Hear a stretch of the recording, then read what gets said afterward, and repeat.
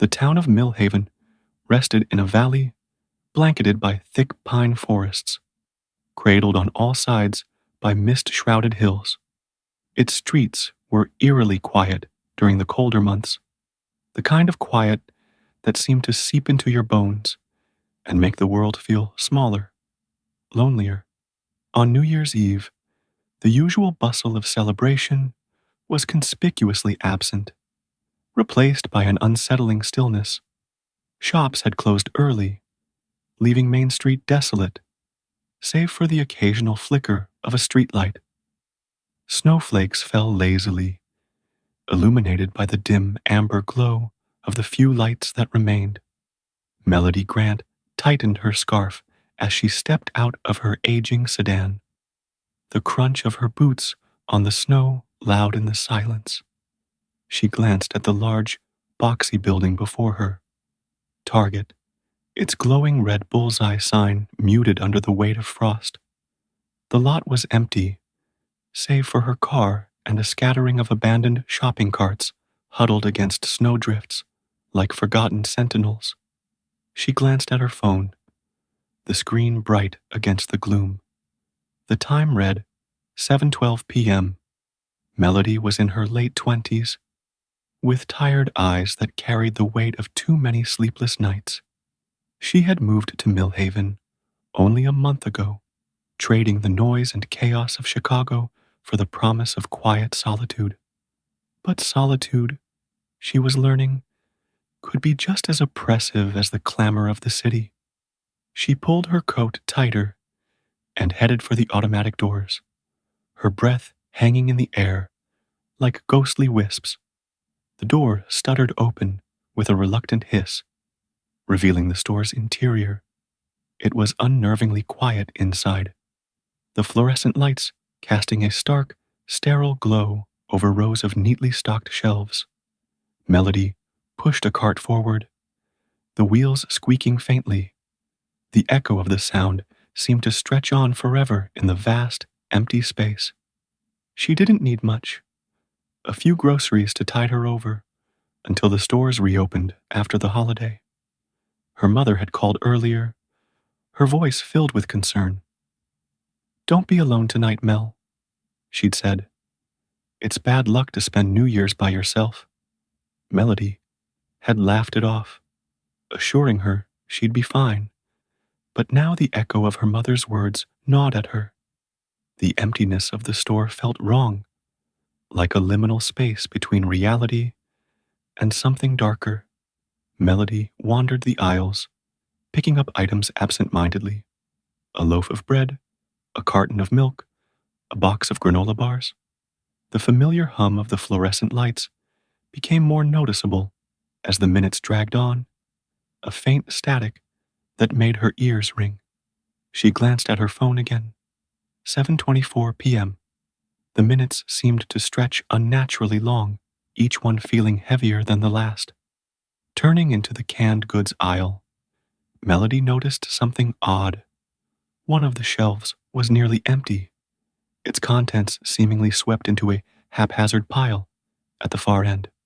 She frowned, glancing around for a store employee, but the aisles remained silent and deserted. Shrugging it off as a careless restocking job, she moved on. The further she ventured into the store, the more unsettling it became. Certain sections of the shelves were strangely barren, as though someone had swept through them in a frenzy. Yet others were pristine, untouched and perfectly arranged. The odd dichotomy tugged at her unease, but she tried to ignore it. She was in the frozen foods aisle when the first noise came, a faint, distant clatter, like metal striking metal. Melody froze, her heart skipping a beat. She strained her ears, listening, but the sound didn't come again. Just the hum of the lights, the faint squeak of her cart as she inched forward. She shook her head, muttering under her breath, "Get a grip, Mel." But the noise had lodged itself in her mind. Like a splinter she couldn't quite dislodge. Her pace quickened as she grabbed the last few items on her list. her eyes darting nervously to the ends of the aisles. It felt like the walls were closing in, the store's vastness shrinking until every step felt suffocating. The clatter came again, louder this time, closer. Melody whipped around, her heart pounding. The aisle behind her was empty, the rows of frozen dinners and ice cream sitting undisturbed. She exhaled shakily, gripping the handle of her cart so tightly her knuckles whitened. "Hello?" she called out, her voice trembling slightly. It echoed back to her, thin and hollow. No response. The hairs on the back of her neck prickled as a sudden chill swept through the air. She glanced toward the end of the aisle, where the light above the freezers flickered sporadically. Shadows danced on the edge of her vision, fleeting and insubstantial, like smoke curling away from a dying flame. She told herself it was just her imagination, the product of an overactive mind, and the eerie stillness of the store. As she neared the checkout lanes, the sense of wrongness grew heavier, more tangible. Her steps faltered as she realized the registers were dark, their displays lifeless. She glanced at her phone again, 7:41 p.m. Her fingers hovered over the screen, the urge to call someone, anyone, briefly overwhelming. But who would she call? What would she even say? The sound of footsteps shattered her thoughts. Slow, deliberate footsteps, echoing faintly in the distance. Melody's breath caught in her throat as she turned toward the noise. She couldn't see anyone, just the empty aisles, stretching endlessly into the fluorescent haze. The footsteps continued, steady and measured, drawing closer. She abandoned her cart and started walking quickly toward the exit. Her boots thudded softly against the tiled floor, her pace accelerating with every step. The footsteps behind her quickened in response, matching her rhythm, then surpassing it. She broke into a run, her pulse hammering in her ears. The automatic doors loomed ahead, their glass panes frosted over. She slammed into them, but they didn't open. Panicking, she waved her hands in front of the sensor, but the doors remained stubbornly shut. Behind her, the footsteps stopped. Melody turned slowly, her breath hitching. The aisles were empty, the store silent, but she felt it. Something watching her, something just out of sight. The oppressive stillness pressed down on her like a weight, making it hard to breathe. She backed away from the doors, her hands trembling as she fumbled for her phone. The screen lit up, but the signal bars were gone. No service. She stared at it in disbelief, the cold seeping into her bones. A faint whisper reached her ears, so soft she thought she might have imagined it. Then another, and another. The whispers grew louder, overlapping, a cacophony of voices speaking in a language she didn't recognize. They came from everywhere and nowhere, filling the space around her, wrapping around her like a shroud.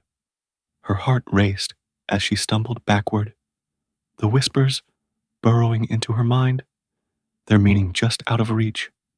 And then they stopped. The silence was deafening, a void that seemed to stretch into eternity. Melody stood frozen, her breath coming in shallow gasps. She didn't dare move, didn't dare blink. The lights above her flickered once, twice, then went out entirely, plunging the store into darkness. Melody stood paralyzed in the consuming darkness, the faint hum of the lights replaced by a silence so profound it seemed to have a weight of its own. Her hands trembled as she fumbled for the flashlight app on her phone, the glow from the screen casting long, eerie shadows on the surrounding walls. She flicked it on, the beam slicing through the oppressive blackness, illuminating the immediate area in front of her. The empty aisles stood eerily still, their silence magnified by the absence of the familiar hum of refrigeration units and fluorescent lights. The beam of her flashlight trembled slightly as her hand shook. Melody took a cautious step forward, her boots barely making a sound on the polished tiles. Her breath came in shallow gasps, each one echoing faintly in the emptiness. She told herself to focus, to think logically. Power outages happened, didn't they? Perhaps the strange noises were just her imagination, or echoes in the cavernous store amplified by her rising panic. She clung to that thought, using it to propel herself forward. Her only goal now was to find a way out. The flashlight flickered, and Melody froze, her pulse quickening. She gave the phone a hard shake, but the beam held steady, casting its feeble light forward. She glanced over her shoulder, half expecting to see something, anything, lurking in the shadows. But there was nothing there. Nothing visible, at least. As she passed the checkout lanes, her phone vibrated faintly in her hand, startling her. She looked down at the screen. A message notification popped up, but the sender's name was a string of nonsensical characters. The text itself was short, cryptic. "Don't turn around." Her stomach dropped. She tightened her grip on the phone, her knuckles white. The temptation to disobey was overwhelming. Every nerve screamed at her to glance over her shoulder, to confirm she was alone. But she didn't. She couldn't. Instead, she picked up her pace, her boots scuffing against the floor. Her flashlight illuminated the path ahead, but the store seemed to stretch endlessly, the aisles repeating themselves in a disorienting loop. She passed the same end cap 3 times, a display of chips, the bags arranged in a precise pyramid. Her throat tightened as panic began to settle in. It didn't make sense. She hadn't turned around. The whispers began again, faint and indistinct. They seemed to come from the edges of her perception, curling around her like smoke. This time, she recognized patterns in the sound, words she couldn't quite grasp, spoken in a language she didn't understand. The voices were layered, overlapping, building in intensity. They weren't just coming from around her. They were inside her. Her breath quickened, and she stumbled, her hand grazing a shelf for support. The cold metal felt wrong under her palm, slick and almost alive. She pulled her hand back, as though burned, shining her light on it. The shelf was empty, the items she'd seen there moments ago gone. Her hand trembled as she stared at it, the sensation lingering on her skin like an unwelcome memory. "Hello?" She called out again, her voice breaking. It was a mistake. The moment the word left her lips, the whispers stopped. The silence was sudden and absolute, as if the air itself had been sucked out of the room. Melody's pulse pounded in her ears, and she realized she had stopped breathing. Slowly, deliberately, she took a step backward. The sound of a cart's wheels squeaking broke the stillness. It came from the aisle to her left, slow and deliberate, the rhythm almost mocking. Melody whipped her flashlight toward the noise, but the beam illuminated nothing. The aisle was empty, the shelves barren, the silence thick and suffocating once more. Her hands trembled as she lowered the flashlight, the weight of the darkness pressing down on her. Then she heard it, a low, guttural scraping, like nails dragging across metal. It was faint at first, distant, but it grew louder with each passing second. The sound wasn't coming from a single direction. It surrounded her, echoing off the empty shelves and tile floors. Melody clamped a hand over her mouth, stifling a whimper. Her instincts screamed at her to run, but her legs felt rooted to the spot. The scraping stopped. For a moment, all was still. Then, from the corner of her vision, she saw movement. A dark shape darted between the shelves, too quick to fully register. She spun toward it, her flashlight beam wavering, but the aisle was empty once again. Her breath hitched, and she took a hesitant step back, her heart hammering in her chest. The lights flickered back on. It was jarring, the sudden flood of brightness, almost blinding after the oppressive darkness. Melody blinked rapidly, her eyes struggling to adjust. When they did, she wished they hadn't. The store was no longer empty. Figures stood at the ends of the aisles, their forms shrouded in shadow, faces indistinct. They didn't move, didn't speak. They just stood there, watching. Melody's throat tightened as she gripped her phone like a lifeline. The figures didn't advance, but their presence was suffocating. She took a shaky step backward, then another, her eyes darting between them. Every instinct screamed at her to run, but her feet wouldn't cooperate. It was as if the air itself had turned viscous, dragging her down. One of the figures tilted its head, the motion unnatural and jerky, like a marionette with tangled strings. Its shadow stretched unnaturally long across the floor, reaching toward her like grasping fingers. The others began to move, their forms flickering like static on a broken television. They weren't walking. They were gliding, closing the distance between them with each flicker of the light. Melody turned and ran. Her boots pounded against the tiles, the sound deafening in the otherwise silent store. The aisles blurred together as she sprinted, the shelves stretching upward like the walls of a canyon. She didn't know where she was going.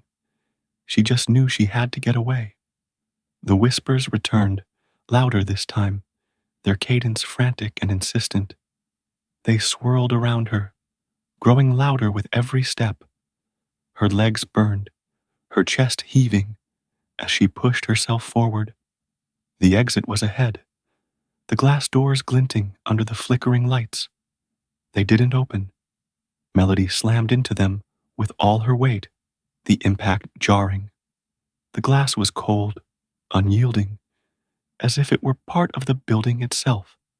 She pounded on it, her screams echoing back at her. The shadows closed in, their distorted forms reflecting faintly in the glass. She turned to face them, her back pressed against the door. The shadows loomed, their edges bleeding into one another, becoming a single, massive presence. The whispers reached a deafening crescendo, the words finally resolving into something she could understand. Welcome home. The lights went out again,